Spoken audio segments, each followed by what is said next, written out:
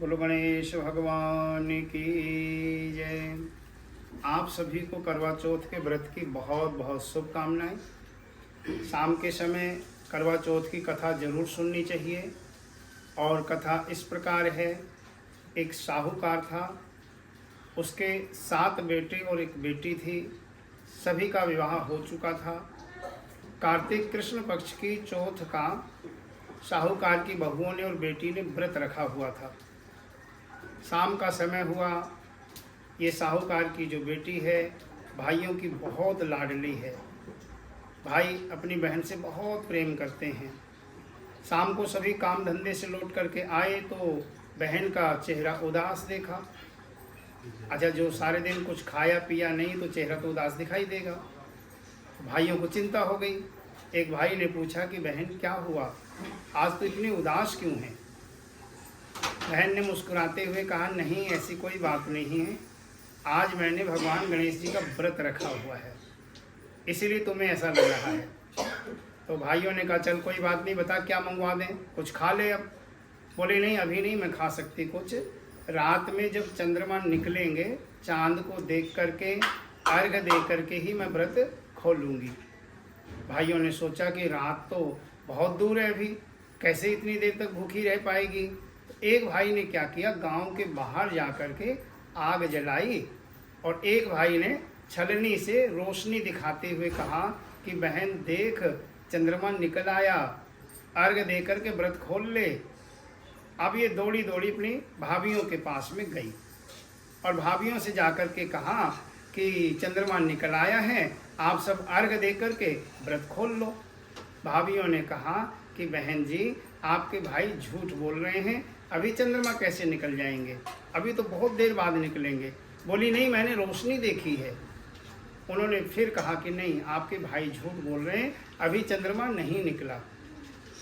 लेकिन अपने भाइयों पे बहुत विश्वास करती है ये बहन। उसने उस रोशनी को ही चंद्रमा समझा और उस रोशनी को ही अर्घ दे करके और ये व्रत खोलने को तैयार हो गई। देखिए कई बारी कुछ अनहोनी होती है ना, तो हमें संकेत मिलने लगते हैं, हम ध्यान नहीं देते उस बात पे। इसने क्या किया, जैसे ही पहली कोर तोड़ी तो इसको छींक आई, और छींक आना अच्छा नहीं माना जाता, तो इसने वो कोर नीचे रख दी। दूसरी कोर तोड़ ली और जैसे दूसरी कोर तोड़ी तो उसमें से बाल निकले, ये भी अच्छा नहीं होता। ये फिर भी नहीं समझी सारा, ये कोर भी इसने नीचे रख दी और तीसरी कोर तोड़ के जैसे ही मुंह में रखी तो इसका व्रत खंडित हो गया। मुंह में अन्न गया तो व्रत खंडित हो गया। और इसका व्रत खंडित होने से भगवान गणेश जी नाराज हो गए। और भगवान गणेश जी की नाराजगी से क्या हुआ, भगवान गणेश जी के रुष्ट होने से क्या हुआ, इसकी ससुराल से संदेश आ गया। और ये व्यक्ति संदेश लेकर के आया। इसने आकर के कहा कि तुम्हारे पति बहुत अधिक बीमार हो गए हैं, बिल्कुल मरण अवस्था में हैं और तुरंत चलो। अब ये रोती हुई बिलखती हुई दौड़ी दौड़ी गई, अपनी ससुराल पहुंची, अपने पति को देखा बिल्कुल मरणावस्था में लेटे हुए हैं, घबरा गई, जोर जोर से रोने लगी। बड़े बूढ़ों से पूछने लगी कि ऐसा मुझसे कौन सा अपराध हो गया जिसके कारण इतनी बड़ी सज़ा मुझे मिल रही है। फिर इसने विद्वानों से पूछा तो विद्वानों ने देख करके कहा कि बेटी तूने भगवान गणेश जी का व्रत खंडित कर दिया है, उसी के परिणाम स्वरूप ये हुआ है। भगवान गणेश जी से क्षमा मांग, वो बड़े दयालु हैं, उनकी कृपा हो गई तो सब ठीक हो जाएगा। अब इसने हर महीने की चौथ का व्रत रखना शुरू कर दिया। 12 महीने बीत गए, कार्तिक का महीना आ गया, करवा चौथ का दिन आया, इसने फिर से भगवान गणेश जी का व्रत रखा और पूरी विधि के साथ रखा।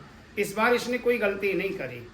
रात्रि में चंद्रमा को देखा, अर्घ दिया, उसके बाद में ब्राह्मणों को दान दिया और फिर स्वयं इसने भोजन किया।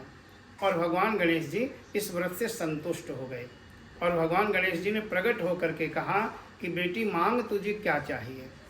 इसने कहा कि हे देवा, हे विघ्नहर्ता, यदि आप मुझ पर कृपा करना चाहते हो तो ऐसा वरदान दे दो, जो भी बहन बेटियां करवा चौथ का गणेश जी का व्रत रखें उनके ऊपर आपकी कृपा हो, उनके पति दीर्घायु हों, वो सौभाग्यवती रहें और परिवार में माँ लक्ष्मी सहित आप निवास करो। भगवान गणेश जी ने कहा तथास्तु। तो जैसे साहूकार की बेटी के ऊपर भगवान गणेश जी की कृपा हुई, ऐसे ही आप सभी के ऊपर भी भगवान गणेश जी कृपा करें। जय श्री राम।